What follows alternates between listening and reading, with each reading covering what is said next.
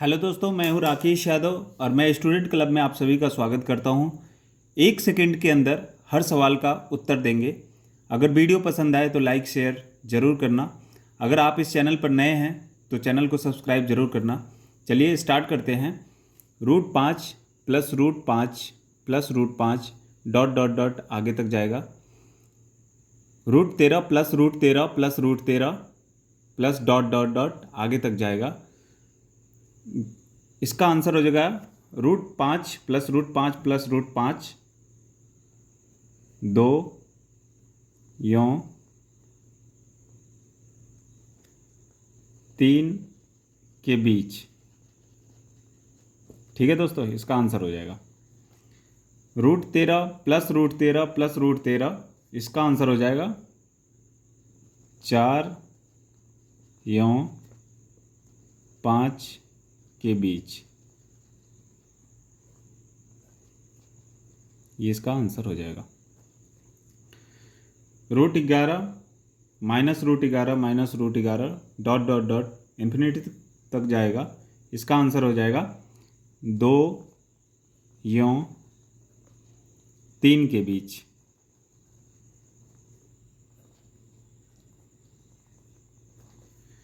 √3 into √3 into √3 dot dot dot infinity तक जाएगा।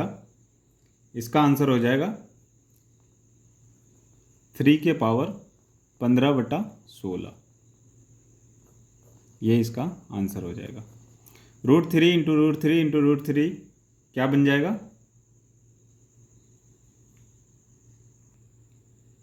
Sorry दोस्तों, √3 into √3 into √3 dot dot dot इसका आंसर बनेगा 3। ये इसका आंसर नहीं होगा।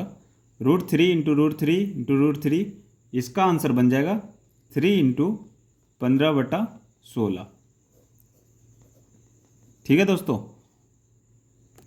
दोस्तों, अब हम देखेंगे कि कैसे हमने 1 सेकेंड के अंदर आंसर लिखा। √6 plus √6 plus √6 plus dot dot dot infinity तक जाएगा। जब एक ही संख्या रूट के अंदर बार बार लिखा हुआ हो, या तो प्लस में हो या फिर माइनस में हो, तो जो संख्या लिखा हुआ हो उसे बाहर लेकर आएंगे। जैसे यहाँ 6 है रूट के अंदर, तो हम यहाँ बाहर लेकर आ जाएंगे 6 को। इसको दो ऐसे भागों में तोड़िए जिसके बीच का अंतर 1 हो। ठीक है दोस्तों, इसके ऐसे 2 फैक्टर में तोड़िए जिनके बीच का अंतर 1 आना चाहिए। तो जैसे 2 इंटू 3, इनके बीच का डिफरेंस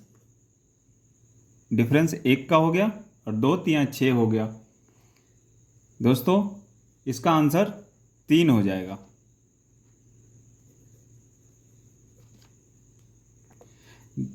ध्यान दीजिएगा, अगर क्वेश्चन में प्लस लगा हुआ हो तो बड़ा वाला आंसर हो जाएगा।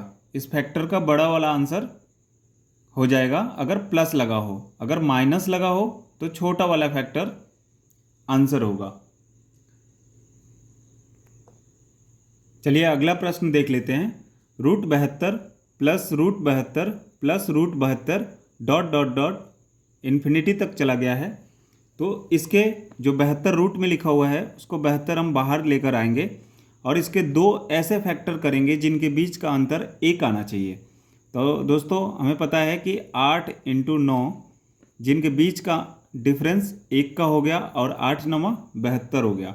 तो दोस्तों, प्लस का साइन हो तो सबसे बड़े वाला नंबर हमारा आंसर हो जाएगा। तो इसमें प्लस का साइन है और बड़ा फैक्टर कौन सा हमारा 9, इसलिए 9 आंसर हो जाएगा।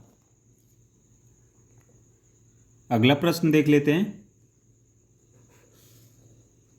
√30 minus √30 minus √30 dot dot dot find out करना है। दोस्तों, इस 30 को हम बाहर लेकर आएंगे और इसके 2 ऐसे फैक्टर करेंगे जिनके बीच का डिफरेंस 1 आना चाहिए। तो जैसे कि हमें पता है कि 6 इंटू 5 6 5 30 होता है। 6 इंटू 5, इनके बीच का डिफरेंस 1 का हो गया। तो यहाँ पे देखेंगे दोस्तों कि माइनस में है, तो जब माइनस में साइन रहे तो सबसे छोटा फैक्टर जो होगा वो आंसर हो जाएगा हमारा। तो सबसे छोटा फैक्टर 5 है, इसलिए हमारा 5 आंसर हो गया। दोस्तों एक और प्रश्न कर लेते हैं।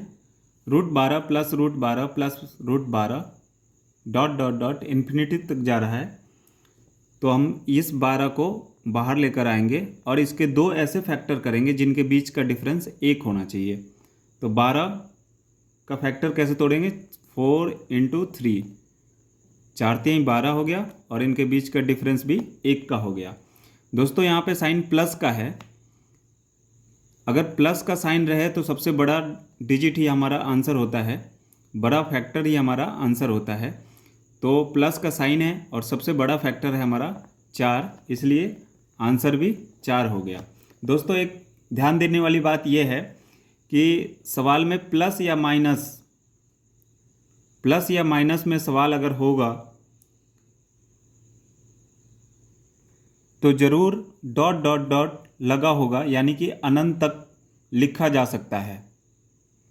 लेकिन जब गुणा में होगा तो डॉट डॉट लिखा भी हो सकता है और नहीं भी लिखा हो सकता है। तो चलिए इस टाइप के जो प्रश्न बनेंगे उसको देख लेते हैं। दोस्तों गुणा के प्रश्न देखने से पहले 2 क्वेश्चन और देख लेते हैं माइनस बेस पे।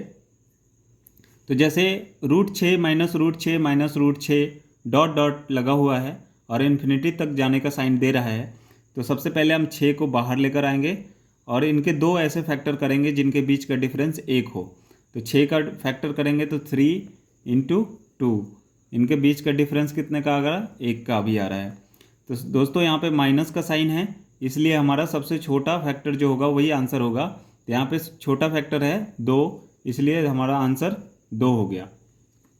ठीक है दोस्तों, उसी तरीके से √20 प्लस √20 प्लस √20, थोड़ा सा इधर कर लेते हैं, दिखाई नहीं दे रहा, ये भी इन्फिनिटी तक जा रहा है। तो हम 20 को यहाँ पे बाहर लेकर आएंगे और 20 के ऐसे 2 फैक्टर करेंगे जिनके बीच का डिफरेंस 1 आना चाहिए।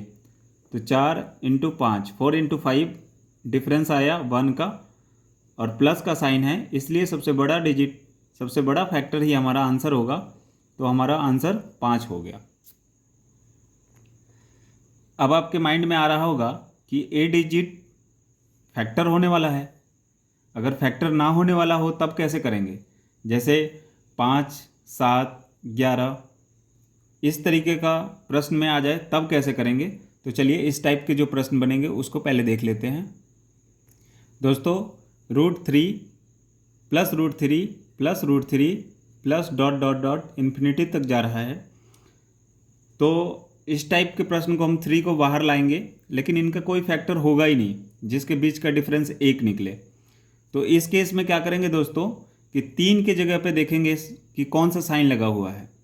प्लस का साइन लगा हुआ है तो आगे चलकर सोचना है, जैसे 3 के बाद क्या आएगा? प्लस लगा हुआ है तो 4, 3 के बाद 4, 3 का फैक्टर तो होगा नहीं, इसलिए 4 को लेंगे। 4 का फैक्टर बताइए जिनके बीच का डिफरेंस 1 आ रहा है कि नहीं, ये देखेंगे पहले। तो 4 2 × 2 डिफरेंस हो नहीं रहा है, 2 का हो जा रहा है, इसलिए 4 भी नहीं होगा। 5 भी कटेगा नहीं, जिनके बीच का डिफरेंस 1 आएगा, तो 5 भी नहीं होगा। 6 देख लेते हैं, इनका फैक्टर क्या हो जाएगा? 3 × 2। देखिए दोस्तों यहाँ पे डिफरेंस 1 का भी आ गया। ठीक है, तो हम यहाँ पे कह सकते हैं कि 2 यों 3 के बीच इसका आंसर बनेगा। अगर इस टाइप के प्रश्न आएगा एग्जाम में तो उसमें जो ऑप्शन होगा उसमें ये ऑप्शन दिया रहेगा इस टाइप से कि 2 यों 3 के बीच। ठीक है दोस्तों अगर यही प्रश्न माइनस में आ जाए, जैसे √3 minus √3 minus √3 dot dot dot आगे की तरफ जा रहा है इन्फिनिटी तक के लिए, तो 3 का ऐसा कोई फैक्टर तो होगा नहीं जिनके बीच का डिफरेंस 1 आए। तो इसके पीछे सोचेंगे, क्योंकि माइनस का साइन है, अगर प्लस का साइन होता तो हम आगे सोचते। अब यहाँ पे माइनस का साइन है, इसलिए हम 3 से पीछे चलेंगे। यहाँ पे 3 लिख लेते हैं। इनके पीछे चलेंगे तो 2 का ऐसा कोई फैक्टर है जिसके बीच में 1 का डिफरेंस आ जाए? नहीं है। जैसे यहाँ पे 2 लिख लेते हैं, 2 का फैक्टर करेंगे 1 और 2। यहाँ पे देखिए फैक्टर बन रहा है जिनके बीच का डिफरेंस भी 1 का है। तो हम कह सकते हैं कि 1 यों 2 के बीच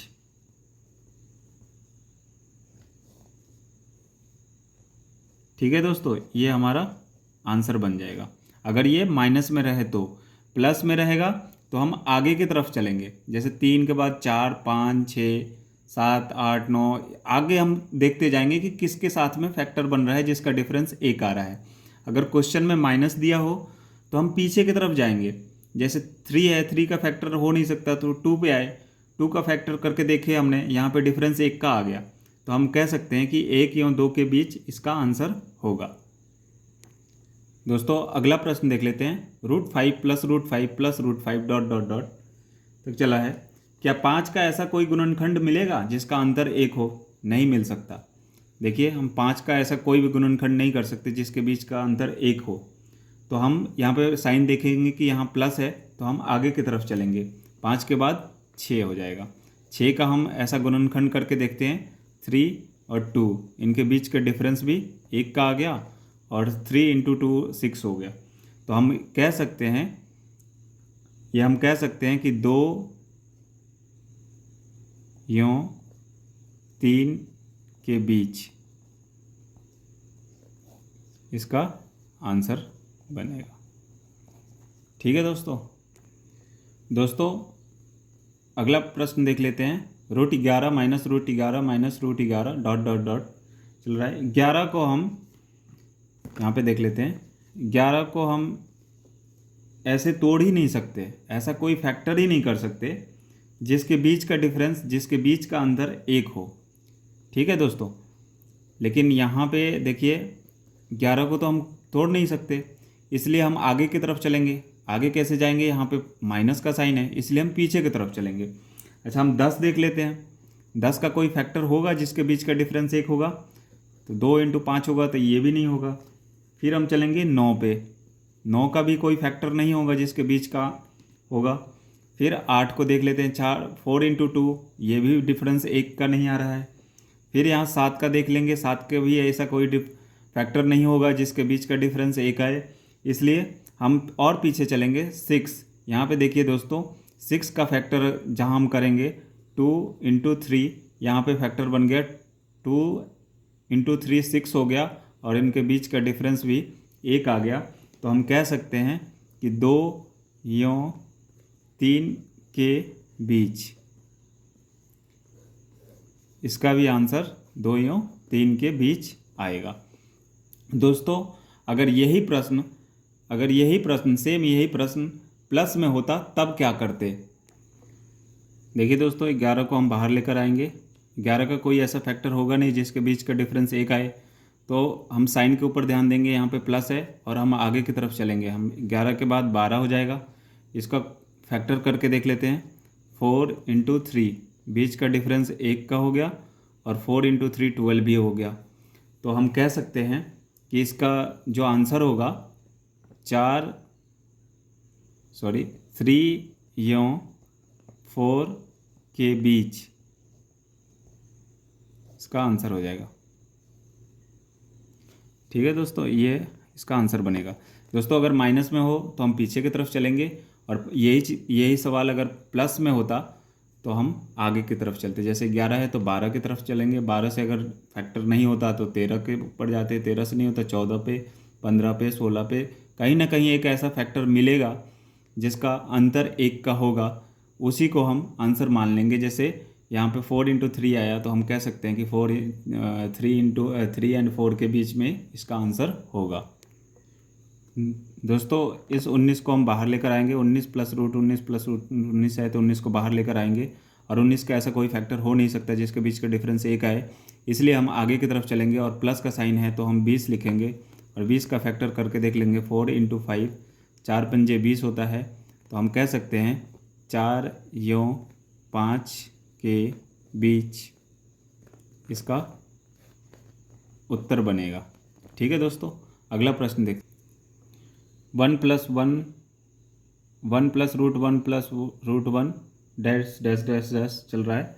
तो हम देखेंगे एक का ऐसा फैक्टर तो हो नहीं सकता है, प्लस का साइन है, आगे बढ़ेंगे 2 लिखेंगे, 2 का फैक्टर करके देख लेते हैं। 1 × 2 बीच का डिफरेंस भी 1 का हो गया, तो हम कह सकते हैं कि 1 यों 2 के बीच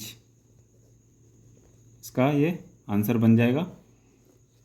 इसी तरीके से यहाँ पे 1 है और 1 का फैक्टर हो नहीं सकता, इसलिए हम माइनस की तरफ में चलेंगे और 1 से माइनस की तरफ में आएंगे तो यहाँ पे 0 हो जाएगा और 0 का फैक्टर करेंगे यहाँ पे, तो 0 × 1 और इनके बीच का डिफरेंस भी 1 का हो गया। तो हम कह सकते हैं कि 0 यों 1 के बीच इसका उत्तर होगा। ठीक है दोस्तों, गुणा पे आधारित प्रश्न देख लेते हैं।